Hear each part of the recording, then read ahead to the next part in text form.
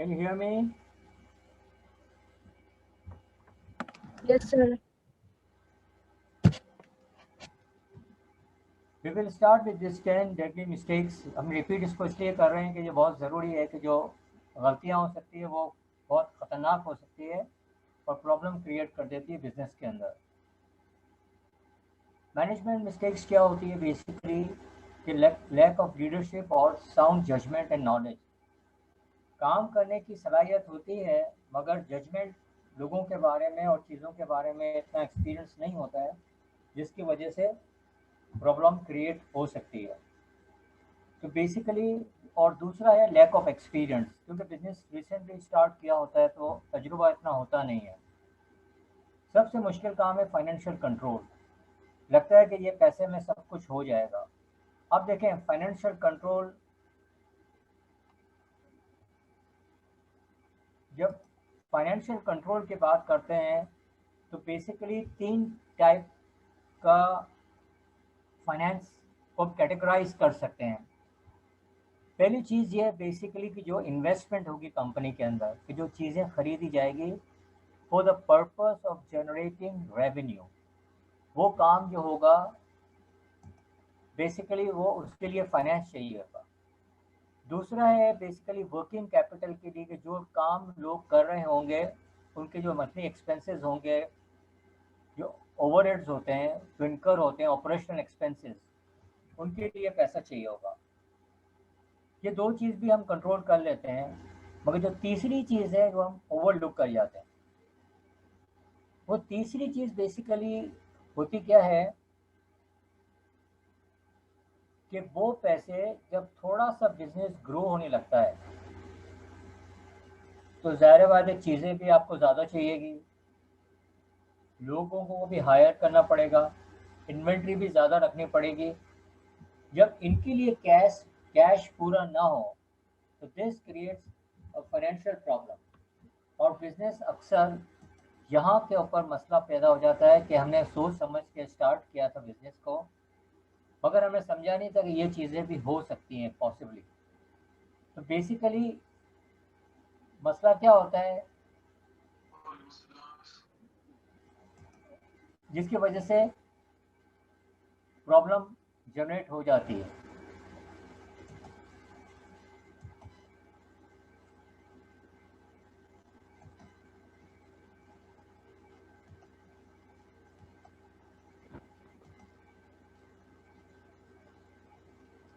Week marketing efforts होता क्या basically कि customer require sustain creative marketing effort. एक one time sales is not a sales, ये याद रखेगा प्लीज, कि हर ग्राहक अगर एक बार आया है और आपकी सेल्स रोज रोज बढ़ती जा रही है और आप समझ रहे हैं आपका बिजनेस ग्रो हो रहा है, तो अभी गलत फहमी में ना, इस खुश फहमी में ना रहें आप, क्योंकि हर बार आदमी ट्राई करता रहता है।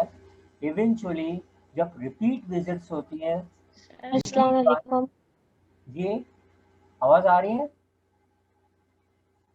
जब रिपीट बाइंग होती है that ensures the continuity of the business.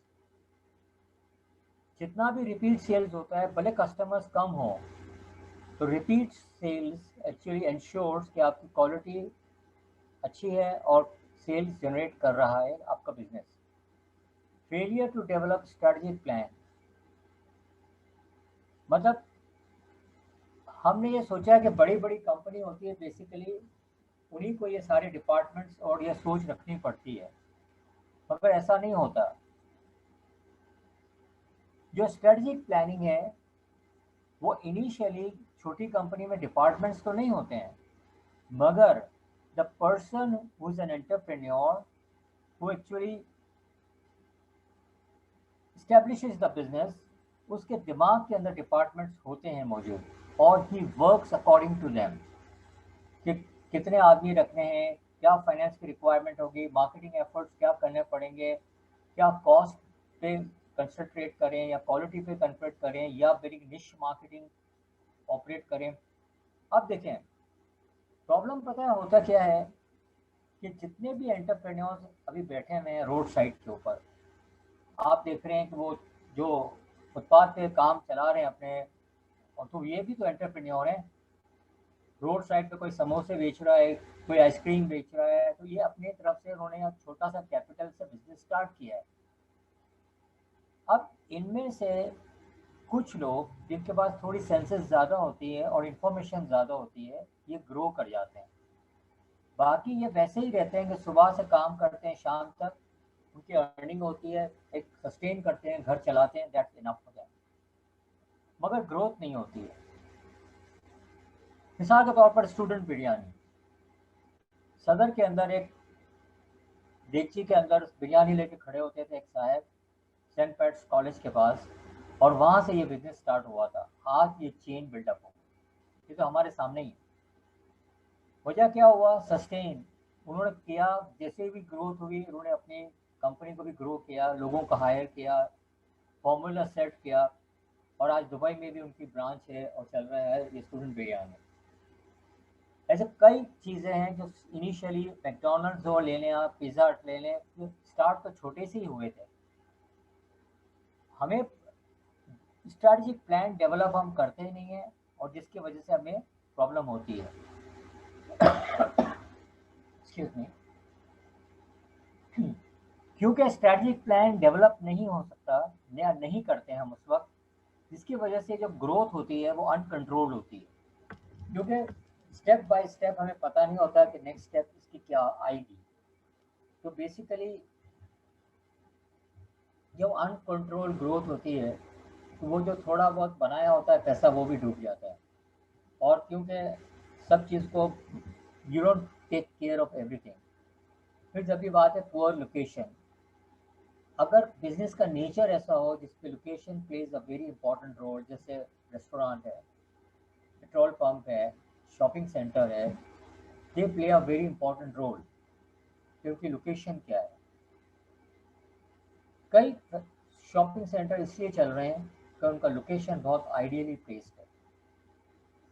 आप क्लिफ्टन की तरफ ही जाएं तो आप देखेंगे एक तरफ ओशियन मॉल है, एक तरफ वो एमिरेट्स मॉल क्या है वो खुला हुआ है, वो खाली पड़ा हुआ है, ओशियन मॉल खुल जाता है। लोकेशन क्या है, राइट और लेफ्ट? तो अगर आदमी कह दे कि है तो क्लिफ्टन में ही, मगर वो रोड के इस साइड पे है या उस साइड पे है, आप तारिक रोड को देख लें, आइलैंड बीच में लेफ्ट हैंड साइड पे स्टोर्स हैं, राइट हैंड साइड पे स्टोर्स हैं, शाम को देख लें रश कहाँ होगा। तो ये सारी चीज़ें काउंट होती है, और आप देखते हैं कि location plays a very important role in your business. Improper inventory control, वो चीज़ जो बिकने की है वो स्टॉक आउट हो गए हैं, शॉर्टेजेस हैं, जो नहीं बिक रही वो आपकी इन्वेंट्री के अंदर है, ये सारी चीज़ चेक कर लें आप।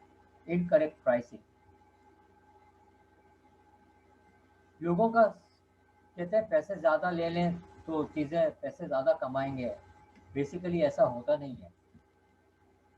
पैसे प्राइसिंग ज़्यादा रखोगे तो चीज़ें कम बिकेंगी, सेल्स कम होगी, तो नंबर ऑफ यूनिट्स बिकेंगे नहीं, मार्केट स्टेब्लिश नहीं होगी। इसलिए pricing plays a very important role. इसमें मैंने आपको असाइनमेंट भी दिया था और आप लोगों ने सबमिट भी किया था, तो please go through it and revise it. क्योंकि अल्टीमेटली आपका और कस्टमर का कॉन्टैक्ट क्वालिटी और प्राइस पे ही होता है। तो वो चीज़ों को देखता है और वो प्राइस को असेस करता है अपनी तरफ कि ये इतने का होगा, और जब सस्ता होता है या महंगा होता है तो price determines the value of a product. तो जब वैल्यू सही नहीं हो तो वो चीज़ें लेता नहीं। प्राइस का कंट्रीब्यूशन बहुत इंपॉर्टेंट होता है सेल्स के अंदर। Inability to make an entrepreneur transitions, क्योंकि स्टार्टअप के अंदर अलग टाइप की मेहनत रिक्वायर्ड होती है, इंफॉर्मेशन अलग चाहिए होती है। जब ग्रोथ होता है, जैसे पहले भी मैंने कहा कि ग्रोथ के ऊपर जब फाइनेंस की कंट्रोल से बाहर हो जाती है, चीज़ें काफ़ी कंट्रोल से बाहर हो जाती है, और बेसिकली आप कंट्रोल ग्रोथ लेंगे तो ही आगे जाके चीज़ें सेट होगी और मुश्किल से बच जाएंगे आप। फिर है इन हाउ टू अवॉइड पिटफॉल्स, कैसे अवॉइड किया जा सकता है कि सॉलिड बिजनेस प्लान बनाया जाए। और आप लोगों ने बनाया है, आपको असाइनमेंट भी दिया था और आपने एग्जाम में भी इसको अटेम्प्ट किया क्वेश्चन।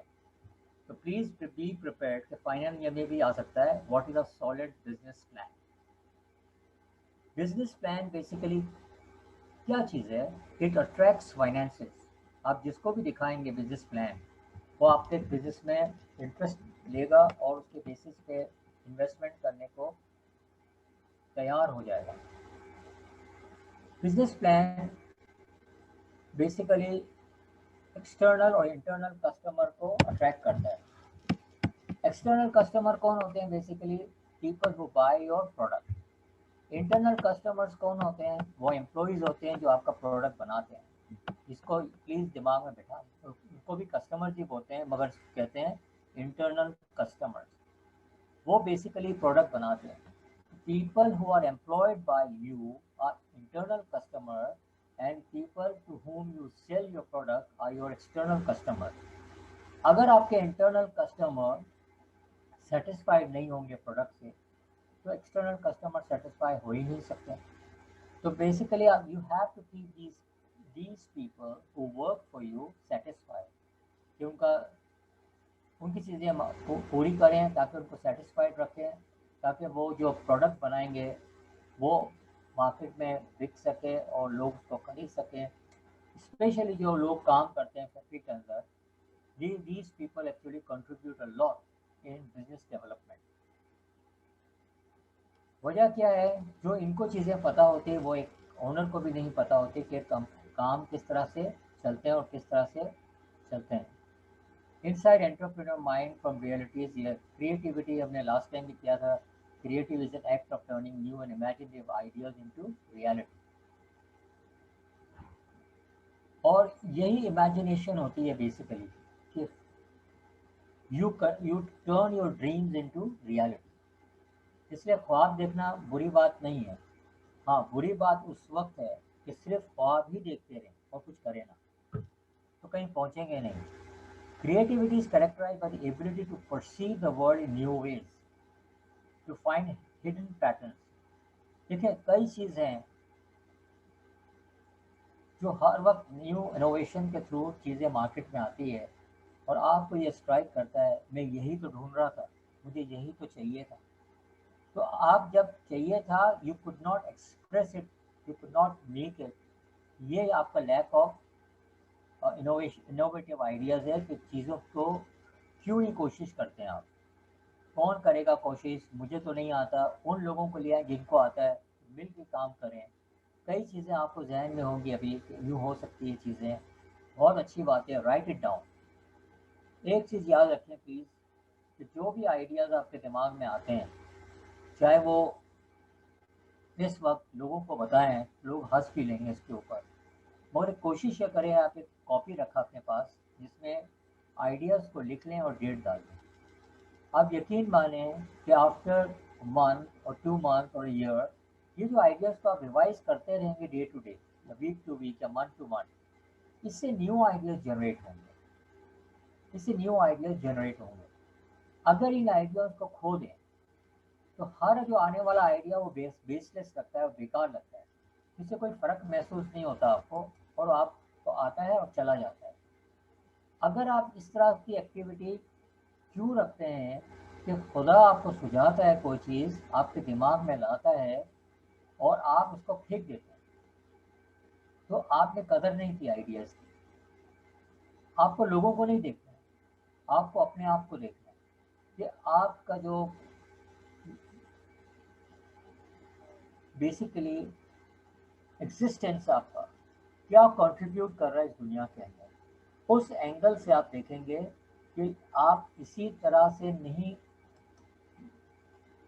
कोई भी इंसान ऐसे नहीं पैदा हो गया उसको फजूल में पैदा कर दिया हो। उससे एक्सपेक्टेशन है वो कंट्रीब्यूट कर सकता है दुनिया में बहुत सी चीज़ें, मगर क्योंकि वो अपना दिमाग इस्तेमाल नहीं करता और जो आइडियाज़ उसमें आते हैं उसको मैं प्रिजर्व नहीं कर सकता और उनको फजूल समझता है, तो फिर लाइफ भी फजूल हो जाती है। आप जितना भी आपको लगता है, आप खुद हंसें उस आइडिया पे, लिख लें। बिलीव मी, ज़रूरी नहीं है कि वो आइडिया कब और कैसे इस्तेमाल हो, मगर टाइम विल प्रूव कि this will lead you something, because it is always an ideas it will change your life. Hard work से कुछ भी नहीं होगा। मेहनत तो लोग बहुत कर रहे हैं सुबह से शाम तक, बस उनको लिमिटेड सैलरी मिलती है जिसपे वो जिंदा रहते हैं। तो बेसिकली आप ये चीज़ को लिख लिया करें, और यही वजह है कि वेस्टर्न वर्ल्ड या जापानीज़ की जो सबसे ज़्यादा सक्सेस फैक्टर है वो यही है कि हर मजदूर अपनी डायरी में अपने आइडियाज़ को लिख लेता है, फिर वो शेयर करता है मैनेजमेंट के साथ, और new innovations take place. Invention एक आदमी का काम नहीं होता है, the collective contribution of so many people working together. तो इस चीज़ को ऐसे बनना चाहिए, चाहे वो गाड़ी हो, न्यू शेप हो, इंजन ड्राइविंग हो, कंप्यूटर हो, सॉफ्टवेयर हो, इसका बहुत बड़ा कंट्रीब्यूशन। तो इस पर आप गौर से देखें, और जब नई जनरेशन होती है बेसिकली तो उसके आइडियाज़ भी न्यू होते हैं, और वो उस वक्त और हालात के हिसाब से दे आर द बेस्ट। आप ये समझ रहे होते हैं कि शायद people who existed before you have done lot of things, अब नई चीज़ क्या होगी। अगर आप देख लें इलेक्ट्रॉनिक वर्ल्ड में भी कि हर 3 महीने बाद 2 महीने बाद कोई ऐसी चीज़ निकलती है। मोबाइल फ़ोन को देखो, how fast rapidly it is progress is being made in that field, कि हर वक्त नए नए फीचर्स आ जाते हैं और आपको सोच में भी नहीं होता कि ये भी हो सकता है। People who create this business accord entrepreneurs कौन होते हैं बेसिकली, जो इस प्रोसेस को सोचते हैं, नई आइडिया कन्वर्ट करते हैं और वो बिजनेस खोल लेते हैं, तो they are known as entrepreneur. Entrepreneur thinking रखते हैं और बिजनेस खोलते हैं। Successful entrepreneurs come up with ideas, और जब भी वो कुछ प्रॉब्लम देखते हैं लाइफ के अंदर, उनको अच्छा लगता है, because this problem will need such solution and then they work on that solution. तो वो उस प्रॉब्लम को देखते हैं and they come up with a solution. आप भी ज़रा इर्द गिर्द देखें कितने प्रॉब्लम्स एग्जिस्ट करते हैं लाइफ में, जितने प्रॉब्लम्स आपको नज़र आ रहे हैं उतने सोल्यूशन, उससे ज़्यादा सोल्यूशन है, मगर सोल्यूशन आपको वर्कआउट करना पड़ेगा कि कौन सा कहाँ अप्लाई करेगा। Entrepreneurs has been described as a capacity and willingness to develop. अब हर आदमी की एक कैपेसिटी है, याद रखें, sitting ideally and doing nothing you reduce your capacity. कहने का मतलब यह है कि every individual is loaded with the capacity. जैसे एक बलून होता है, तो आप लगता है इतना सा तो है ही है, मगर जैसे जैसे आप फिल करते हैं उसको, वो फैलते जाता है। इसी तरह से आदमी की भी जो माइंड है वो वर्क करता है, और हर एक की लिमिट है to what extend it can grow. मगर माइंड की ये है कि वो फटता नहीं है बलून की तरह, इट एक्सपैंड्स इंटरनली, और आप जितनी भी डालोगे चीज़ें उसको एब्जॉर्ब कर लेगा, तो भी पूरी ज़िंदगी में आप आधा दिमाग इस्तेमाल नहीं कर पाओगे। अब उससे बढ़कर क्या करें, एक 6 साल का बच्चा जिसकी उम्र हो, 4 साल के बच्चे भी हैं जो कुरान के पाक हिफ्ज़ कर लेते हैं। लुक एट द कैपेसिटी, क्या उसके बाद वो पढ़ाई नहीं कर सकते हैं कि नहीं सर मेरे दिमाग में तो ये जगह ही नहीं है, मैं पढ़ाई कैसे करूँ। नहीं, वो भी MBA करते हैं, वो भी PhD करते हैं। तो ज़रा सोचें कि मेमोरी की स्टोरेज कैपेसिटी आपके पास कितनी है और कितनी यूज़ करते हैं। क्योंकि आप यूज़ नहीं करते हैं तो वहाँ जंग लगना शुरू हो जाता है और आपकी याददाश्त कमज़ोर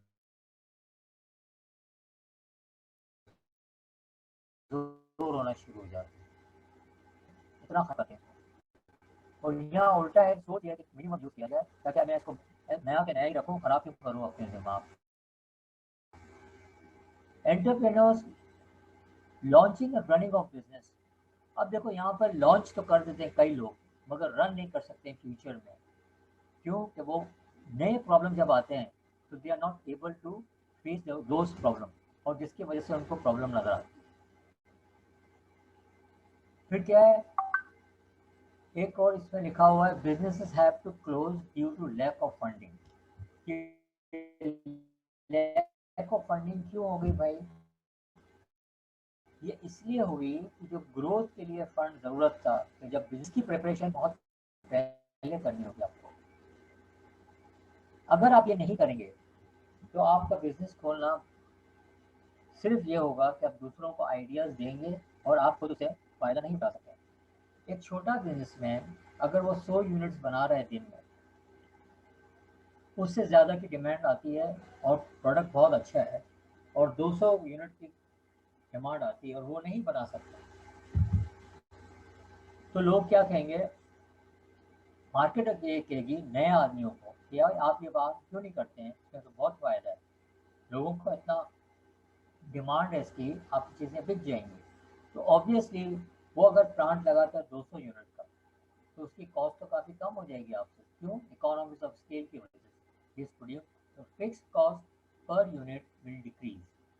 इवेंचुअली उसका प्रोडक्ट कॉस्ट कम होगा, क्वालिटी मेंटेन करेगा, तो आपका महंगा होगा, तो gradually customer will shift from your product to his product, और ग्रेजुअली मसला क्या होगा? You will start losing your business. इस कंडीशन के अंदर आपको ये सोचना पड़ेगा कि जब जब पैसे की ज़रूरत हो, आपको पता हो कि फंड्स कहाँ से मिलेंगे और किस तरह से मिलेंगे और किस इंटरेस्ट रेट पे मिलेंगे, ताकि आप ग्रो कर सकें। शुरू शुरू में जो बिज़नेस स्टार्ट करते हैं, तो बेसिकली अगर इक्विटी इन्वेस्टमेंट हो जाए प्रॉफिट एंड लॉस के शेयरिंग के ऊपर बेस करके, तो आपको आसानी होती है कि हर महीने इंटरेस्ट पेमेंट करने की फ़िक्र ना हो।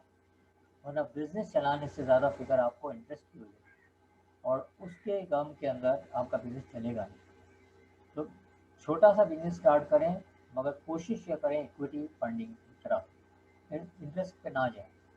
इंटरेस्ट पे कभी ना जाएं तो बहुत ही अच्छा है, मगर इनिशियल डेज में तो ना ही जाएं तो बेहतर है। तो ये creative thinking, the way of looking at problem and solution from a fresh perspective. हर चीज़ को आप देखेंगे कि ये चीज़ always ask a question, is there a better way.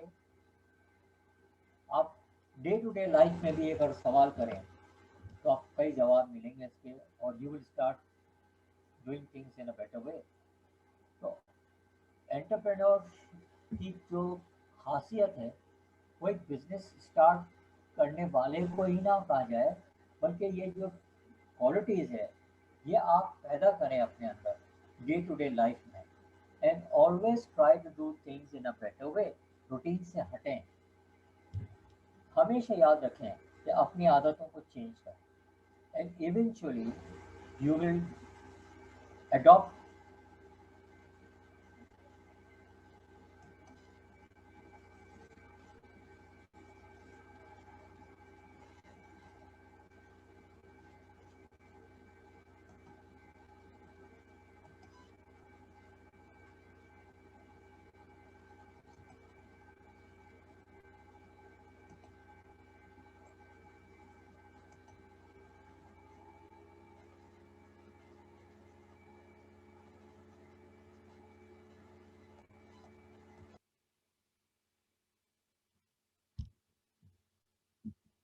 custom routine and tradition।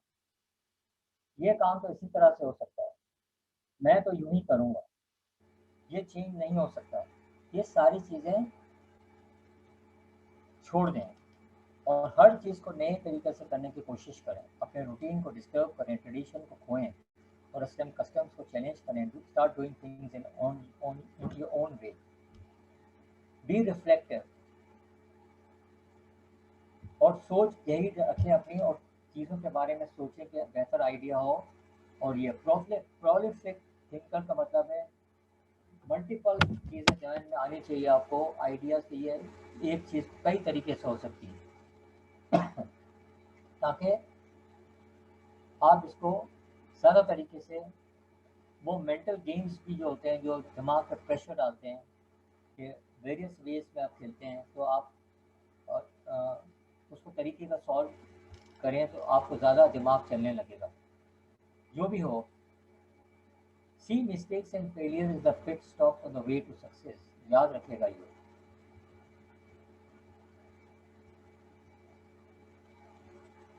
जैसे जैपनीज ने गाड़ी बनाई थी, टोयोटा, टोयोटा ट्रैफिक या क्या, नहीं, टोयोटा का एक ब्रांड था टोयोटा। उन्होंने जब शुरू में बनाई, तो बेसिकली उन्होंने एक्सपोर्ट कर दी अमेरिका को। अमेरिका में फेलियर हो गई वो गाड़ी, क्योंकि वहाँ वो उस टाइप का शेप को अप्रिशिएट ही नहीं किया उन्होंने और फेल हो गएगा। जब इन्होंने देखा कि हमारी प्रोडक्ट बनाते हैं हम, मगर फिर उन्होंने उसके एंगल से देखा है, इश्यू देखना शुरू किया कि वो क्या चाहते हैं। और जब उन्होंने अपना टोयोटा ने वो चेंज लाए अपने सोच के अंदर कि लोगों के सोच के हिसाब से गाड़ी डिज़ाइन की जाए, ना कि हम अपने सोच के हिसाब से बनाएं और बेचने की कोशिश करें, वो नहीं दिखे। जब इन्होंने ये सोच में चेंज लाए और उन्होंने अपने आप नए ब्रांड्स निकाले टोयोटा के, it became very successful company and today it's one of the largest company. पता ही चला कि ये सारी चीज़ें इंपॉर्टेंट है। और ये फेलियर जो होते हैं छोटे छोटे से, they took those failures intelligently और उन्होंने नई चीज़ डेवलप की। इसी तरह से you see these problems as springboard to jump on new ideas. तो हमेशा याद रखें कि ये सारी चीज़ें इंपॉर्टेंट है जिससे जो हमें प्रॉब्लम में डाल देती है।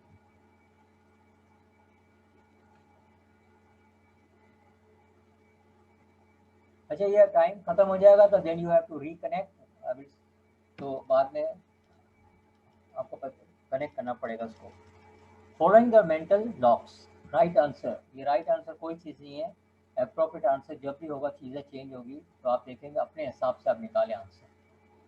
2+2 का इज नॉट 4, यहाँ पर मल्टीपल आंसर होते हैं टू अ प्रॉब्लम, ये कोई मैथमेटिक्स नहीं है।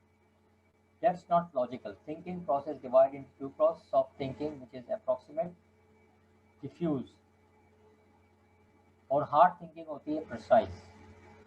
तो that's not a logical. यहाँ पर काफ़ी सॉफ्ट थिंकिंग आ जाती है कि एक चीज़ मल्टीपल तरीके से हो सकती है। फॉलो द रूल्स,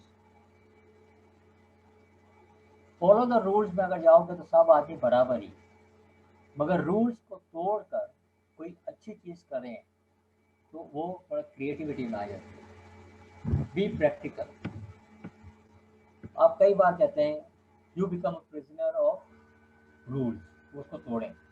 जो तरीके से होते हैं लाइफ को, उसको लेके आए। वजह क्यों कि family life, student life, friends, friend circle, इसमें सब चीज़ें आदमी कहता है बी प्रैक्टिकल।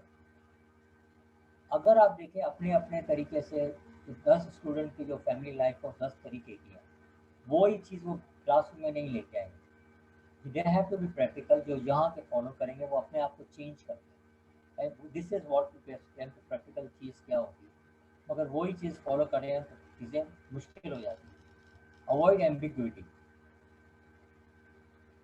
जहाँ भी एम्बिग्विटी हो, क्लियर नहीं हो, स्टार्ट सॉल्विंग दैट प्रॉब्लम और उसको क्लियर करें। टू एरर इज रॉन्ग, ये हमने सोचा हुआ है, ऐसा होता नहीं है। To error is a part of life. ये रॉन्ग कब होता है? जब आप एरर करके और रुक जाए और आगे ना बढ़े, तो फिर that is an error. But with an error if you move on, then it's an investment, it's a learning, and it's an achievement, it's a part of life, that is a part of success. To be precise, this error is a part of success. ना ये error होती ना success try करते, क्योंकि that actually changes the way you think. और वो new way जो design किया आपने, वो इसलिए किया था कि एरर हुई। एक चीज़ याद रखिएगा, the more you put stress on your mind to simplify life, things become very easy. हमने आसान तरीके को, इजी गोइंग को कॉम्प्लिकेटेड बना दिया है, क्योंकि हमने रूल्स स्टैब्लिश कर दिए हैं पहले से कि इसके अंदर रह के हमें करना। लिमिटेशंस एक्चुअली तोड़ देता है, सोच को रोक देता है। तो ये सब चीज़ें ख्याल करें आप कि लाइफ कम्स ओनली वंस, और उसको लिव इट अप और पूरी तरह से कोशिश करें कि उसको जिए। Play is frivolous, you don't take things seriously, और ये मुश्किल हो जाता है। और take things, that's not my area. ये एक अजीब सी बात है, ये काम मेरा नहीं है, ये काम मेरे लिए। आप सीख जाएंगे थोड़े दिन, और हर चीज़, everything what you learn contributes it makes a contribution to another area also। आप इतनी चीज़ें पढ़ते हैं एग्जाम के लिए, 48 कोर्सेज आप करते हैं बेसिकली, तो आप या तो मार्केटिंग में मेजर करते हैं या फाइनेंस में करते हैं या एचआर में करते हैं। तो ये नहीं आपको बोला कि सिर्फ एचआर के कोर्स पढ़ लें और आप उसमें एमबीए कर लें या मार्केटिंग का कर लें, नहीं, सारे कोर्सेज पढ़ेंगे तब जाके वो एक सब्जेक्ट में सक्सेसफुल होंगे। कंट्रीब्यूशन तो सब तरीके से इंफॉर्मेशन का होता है, डिलीवरी एक एंड पे होता है बेसिकली। तो सारी चीज़ों को लेके चलना होता है। अभी जो आप सोच रहे हैं इस वक्त एंटरप्रेन्योरशिप के बारे में, क्योंकि कोर्सेज आपने कम किए हैं तो आपकी सोच की limitation I agree to hold, मगर जैसे जैसे आगे कोर्स पढ़ेंगे, कीप दिस सब्जेक्ट अलाइव, इसको भूलिएगा नहीं, and start adding what you will learn in future to this course। तो आपका ये कोर्स की जो लर्निंग है वो एक्सपेंड होगी and you will learn more about it in future. ये बड़ी अजीब सी बात मैं कर रहा हूँ, कोर्स पढ़ रहे हैं अभी, सीखेंगे थोड़ा आगे जाके, क्यों कि जितना पास्ट में सीखा है वो इस कोर्स में कवर किया, जो फ्यूचर में सीखेंगे उसमें थोड़ा सा हमने पूरी कोशिश की कि इसमें इंक्लूड हो जाए मार्केटिंग का, ग्रोथ कैसे होती है, फाइनेंशियल पोजीशन, एचआर के बारे में हमने डिस्कस किया। मगर जब पूरी कोर्स करेंगे तो obviously things will be different. और फिर ये है कि I am not a creative, ये चीज़ दिमाग में नहीं ले आना, इसके लाने से बेसिकली आप वैसे हार जाते हैं life. You can do anything what you possibly, everyone can do everything. हाँ, उनको कुछ चीज़ें अपने अंदर पैदा करनी पड़ेगी विद द टाइम, और you can enhance your creativity, मौजूद सब में होती है but they never thought about it, और वो अपने रूटीन के अंदर इतने बिजी हो जाते हैं बेसिकली कि वो उस चीज़ के ऊपर स्ट्रेस नहीं देते हैं और उसको देखते नहीं है। Step away from the screen, क्या मतलब है? Step away from your computer, tablet, वो just brainstorm on a white board. White board के ऊपर चॉक लेके लिखते जाएं अपने आइडियाज आते हैं, तो आप देखेंगे कई चीज़ हो जाते हैं। फिर